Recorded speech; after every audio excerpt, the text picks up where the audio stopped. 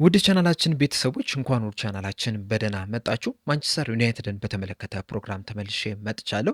በተለይ ደግሞ የምናተኩረው ማይክል ካሪክ በስራው ይቀጥላል ወይ፣ ከጊዜያዊ አሰልጣኝነት ወደ ቋሚነት ይሸጋገራሉ የሚለውን ነገር የምንመለከት ይሆናል። በዚሁም ማንቸስተር ዩናይትዶች በቀጣይ ምን ለማድረግ አስቧል፣ የአሰልጣኙን ኮንትራት ቋሚ ለማድረግ እንደዚሁ በአሰልጣኙ ውስጥ እስካሁን ድረስ በሰራቸው ስራዎች ምን ያህል ደስተኛ ናቸው፣ ምንድን ነው እየተሰማቸው ያለው ስሜት፣ ተጫዋቾች ውስጥ በአሰልጣኙ ደስተኛ ናቸው ወይ የሚለውን ነገር የምንመለከት ይሆናል። እንደዚሁም ማይክል ካሪክስ በአሰልጣኝነቱ የማይቀጥል ከሆነ የትኞቹን አሰልጣኞች እየተመለከቱ ነው የሚለውን ነገር አብረን የምንመለከት ይሆናል። እስከ መጨረሻው ደቂቃ ድረስ ቆይታችሁ እንድትከታተሉት በአክብሮት ጋብዛለሁ። እናንተም በዚህ ዙሪያ ያላችሁን ሀሳብ እንዳለ እንደዚሁም ደግሞ አሰልጣኙስ በቋሚነት ይቀጥላል ወይ፣ እንደዚሁስ ማይቀጥልስ ከሆነ የትኛው አሰልጣኝ ወደ ማንቸስተር ዩናይትድ ቢመጣ ይሻላል ብላችሁ ታስባላችሁ የሚለውን ነገር እንዳለ ሀሳባችሁን ኮሜንት ሴክሽን ላይ በመጻፍ እንድታሳውቁኝ በአክብሮት እጋብዛለሁ። ሰብስክራይብ፣ ላይክ፣ ሼር እያደረጋችሁም የቻናሉ ቤተሰብ እንድትሆኑ በአክብሮት እጠይቃለሁ። አሁን በቀጥታ ወደ ፕሮግራማችን የምናመራ ይሆናል። አብራችሁን ቆዩ።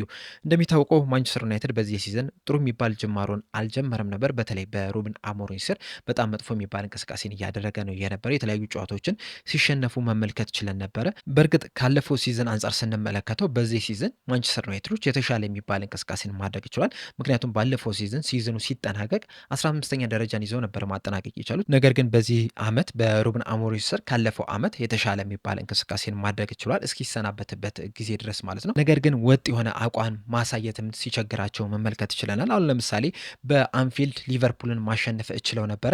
ነገር ግን ከዛ በኋላ ደግሞ በትንንሽ ቲሞች ሲሸነፉ የተመለከትንበትም ሁኔታ አለና ትልልቅ ቲሞችን ሲገጥሙ ጠንካራ፣ ትንንሽ ቲሞችን ሲገጥሙ ደግሞ በጣም ደካማ የሆነውን ማንቸስተር ዩናይትድ ተመልክተን ነበር። እንደዚሁም በሊግ ካፑም በታችኛው ዲቪዚዮን ባለ ቡድን መሰናበታቸው የሩበን አሞሪም ስራ ላይ በጣም ከፍተኛ ተጽዕኖ እንዲፈጥርበት አድርጎታል። እንደዚሁም ደግሞ የሻምፒየንስ ሊግ ቦታንም ይዞ የሚያጠናቅቅም አይመስልም ነበረ።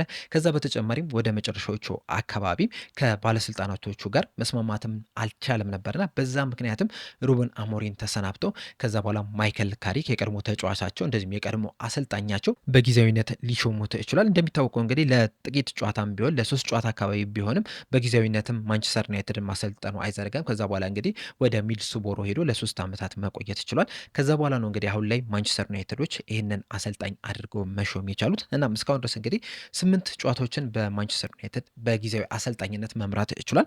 በእነዚህ ጨዋታዎችም 6ቱን ሲያሸንፍ በአንዱ አቻ ወጥቶ በአንዱ ደግሞ ሽንፈት አስተናግዷል። የተሸነፉም እንግዲህ በቅርቡ ነው ከኒውካስል ዩናይትድ ጋር ባደረገው ጨዋታ 2-1 በሆነ ውጤት ነበረ የተሸነፈው። ከዛ ውጭ ግን 6 ጨዋታዎችን ሲያሸንፍ ማንቸስተር ሲቲ፣ አርሰናልን እንደዚሁም ሌሎች 2 ቡድኖችን በተከታታይ 4 ጨዋታዎችን ማሸነፍ እችሎ ነበረ።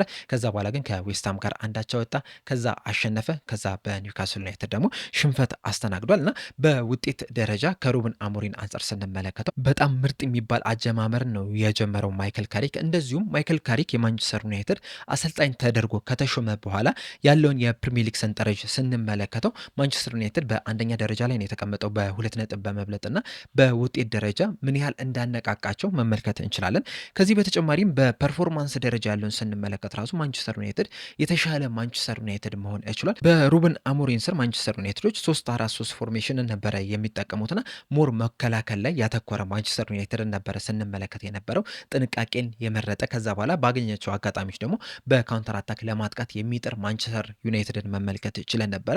ነገር ግን ካሪክ ማንቸስተር ዩናይትድን ከተረከበ በኋላ ግን በጣም ቀላል የሆነ ለመረዳትም የሚቀል እንደዚሁም ደግሞ ግልጽ የሆነ የአጨዋወት ስታይልን መምረጥ ችሏል። የቀድሞ ማንቸስተር ዩናይትድን መምሰል ችሏል። በጣም ግልጽ የሆነ ነበረ አጨዋወታቸው። እንደዚሁም የሚጠቀሙትን ታክቲክ ስንመለከት ራሱ ማንቸስተር ዩናይትዶች የሚያውቁትን የለመዱትን ታክቲክ ነው ሲጠቀሙ የነበሩት። በ4-3-3 ፎርሜሽን ነው የተጠቀሙት። እንደዚሁም ደግሞ ተጫዋቾችን በሚመቻቸው ቦታ ላይም ነው እየተጫወቱ የሚገኙት። በተለይ ደግሞ በዋነኝነት የብሩኖ ፈርናንዴስ የሚጫወትበትን ቦታ ስንመለከተው በሩበን አሞሪም ስር እንደ ደብል ፒቮት ነበር ሲጫወት የነበረው። እንደሚታወቀው 3-4-3 ፎርሜሽን ነው የሚጠቀመው እና መጀመሪያዎቹ አካባቢ በቀኝ ክንፍ አካባቢ ሲያጫውተው ነበር። ነገር ግን በዚህ ሲዝን በዋነኝነት በደብል ፒቮት ላይ ወይም ደግሞ ከ6 ቁጥር አጠገብ እንዲጫወት ነበር ሲያደርገው የተመለከት ነው። ብዙ ጊዜ ከካስሜሮ አጠገብ ነበር ሲጫወት የነበረው።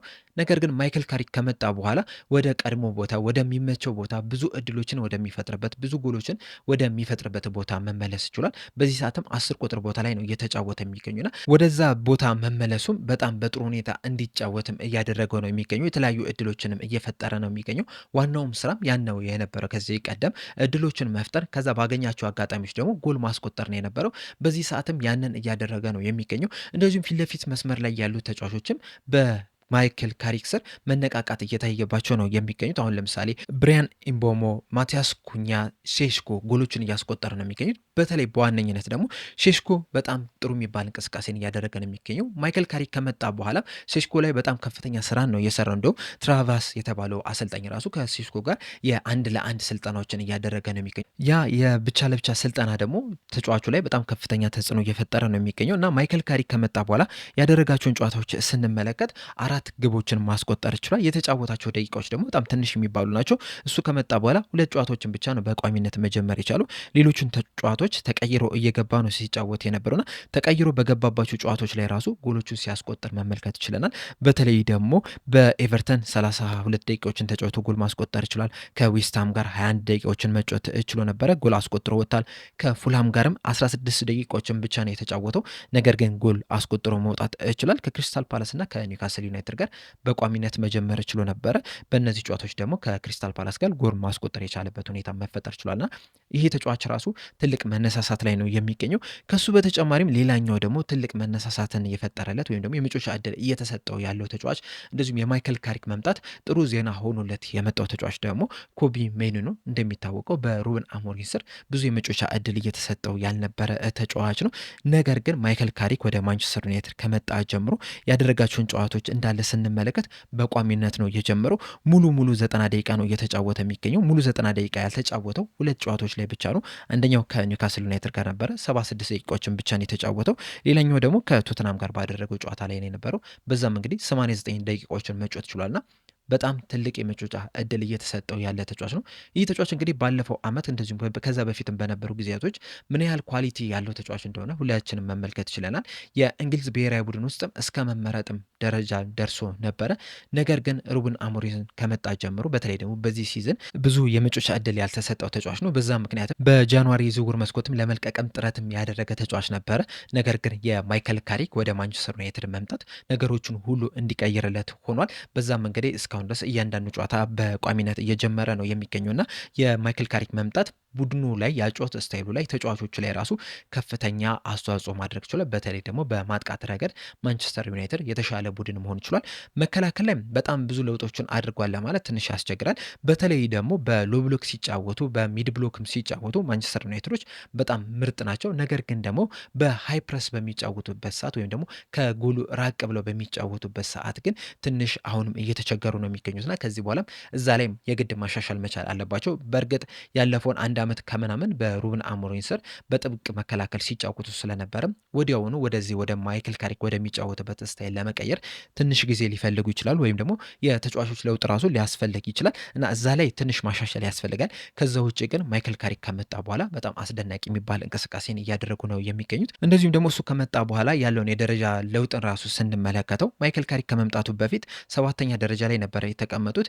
ከአስቶን ቪላም የ9 ነጥብ ርቀት ላይ ነው የነበሩት። አሁን ግን 3ኛ ደረጃ ላይ ነው የተቀመጡት። ከአስቶን ቪላ ጋርም በነጥብም እኩል ናቸው። በጎል ክፍያ ብቻ ተበላልጠው ነው የተቀመጡትና ምን ያህል የተሻሻሉ እንደሆነ በዚህም መመልከትም እንችላለን። እንደዚሁም ማይክል ካሪክ ከመምጣቱ በፊት ማንቸስተር ዩናይትድ የሻምፒዮንስ ሊግ ቦታን ይዞ ያጠናቅቃል የሚል ምንም አይነት ግምት አልነበረም። ምናልባት የኮንፈረንስ ሊግ እና የኤሮፓ ሊግን ይዞ ሊያጠናቅቁ ይችሉ ነበር። ነገር ግን የሻምፒዮንስ ሊግን ቦታ ይዞ ያጠናቅቃሉ የሚል ግምት አልነበረም። በዚህ ሰዓት ግን የሻምፒዮንስ ሊግ ቦታን ይዞ ለማጠናቀቅ በጣም ጥሩ ቦታ ላይ ነው የሚገኙት። ከተፎካካሪያቸው አንጻር ስንመለከተው እንደሚታወቀው ቼልሲ፣ ሊቨርፑል፣ አስቶን ቪላ እና ማንቸስተር ዩናይትድ የሻምፒዮንስ ሊግ ቦታን ይዞ ለማጠናቀቅ ከፍተኛ እንቅስቃሴ ነው እያደረጉ የሚገኙት። ማንቸስተር ዩናይትድ ደግሞ ከነዚህ ቡድኖች የተሻለ ቦታ ላይ ነው የሚገኙና ከዚህ በኋላም የሻምፒዮንስ ሊግን ቦታ ይዞ ያጠናቅቃሉ የሚልም ከፍተኛ ግምትም ተሰጥቷቸዋል። እናም ከመጣ በኋላ ባደረጋቸው እንቅስቃሴዎች ምናልባትም የማንቸስተር ስራ በቋሚነት ሊሰጠው ይችላል የሚሉ አንዳንድ ግምቶች አሉ። እነዚህ ግምቶች ቢኖሩም ግን የማንቸስተር ዩናይትድ አመራሮች እንደዚሁም ደግሞ የማንቸስተር ዩናይትድ ተጫዋቾች በአሰልጣኝ ማይክል ካሪክ ዙሪያ ያላቸው ስሜት ግን ወሳኝነት አለው እና እነዚህን ስንመለከት አሁን ላይ እየወጡ ባሉ መረጃዎች መሰረት የማንቸስተር ዩናይትድ አመራሮች በማይክል ካሪክ ደስተኛ እንደሆነ ነው እየተነገረ የሚገኘው። እሱ ከመጣ በኋላ ባደረገው እንቅስቃሴ ባደረገው ለውጥ እንደዚሁም ደግሞ አሁንም ክለቡ እየሄደበት ባለው መንገድ በጣም ደስተኛ ናቸው። ነገር ግን በአሰልጣኙ ቆይታ ዙሪያ ግን እስካሁን ድረስ ምንም አይነት ውሳኔ አላስተላለፉም። ለማስተላለፍም ምንም አይነት ችኮላም እንደማያደርጉ ነው እየተነገረ የሚገኙና ይህ የውድድር ዘመን ከተጠናቀቀ በኋላ ንግግሮች ይደረጋሉ፣ ውይይቶች ይደረጋሉ። ከዛ በኋላ ነው አሰልጣኙ ይቆያል አይቆይም የሚለውን ነገር የሚወስኑት እየተባለ የሚገኛል። እንደዚሁም ደግሞ ተጫዋቾቹም በአሰልጣኙ በጣም ደስተኛ ናቸው። በጣም ግልጽ የሆነ ነገርም እንደሚነግራቸው መልእክቶቹም በጣም ግልጽ እንደሆኑ፣ ታክቲኮቹም በጣም ግልጽ እንደሆኑ በዛም ደስተኛ እንደሆኑ ነው እየተነገረ የሚገኘው። በተለይ ደግሞ ብሩኖ ፈርናንዴዝ በቅርቡ እንግዲህ በሰጠው አስተያየት በአሰልጣኙ በጣም ደስተኛ እንደሆኑ እንደዚሁም ደግሞ በሚነግራቸው ነገር በሚያሰራቸው ስራም በጣም ደስተኛ እንደሆኑ ነው እየተነገረ የሚገኙና ተጫዋቾቹም ደስተኛ ናቸው፣ አመራሮቹም ደስተኛ ናቸው። ነገር ግን እስካሁን ድረስ ምንም አይነት ውሳኔ አልተወሰነም። ያም የሆነበት ምክንያት ደግሞ ከዚህ ቀደም እንግዲህ ማንቸስተር ዩናይትዶች በችኮላ የወሰኗቸው ውሳኔዎች ትልቅ ዋጋ እያስከፈሏቸው ነው የሚገኙት። አሁን ለምሳሌ ሩበን አሞሪምን ወደ ማንቸስተር ዩናይትድ ሲያመጡት በ11 ሚሊዮን ፓውንድ ከፍለውበታል። ነገር ግን ሲያሰናበቱት እስከ 15.9 ሚሊዮን ፓውንድ ነው የሚከፍሉት የካሳ ክፍያ።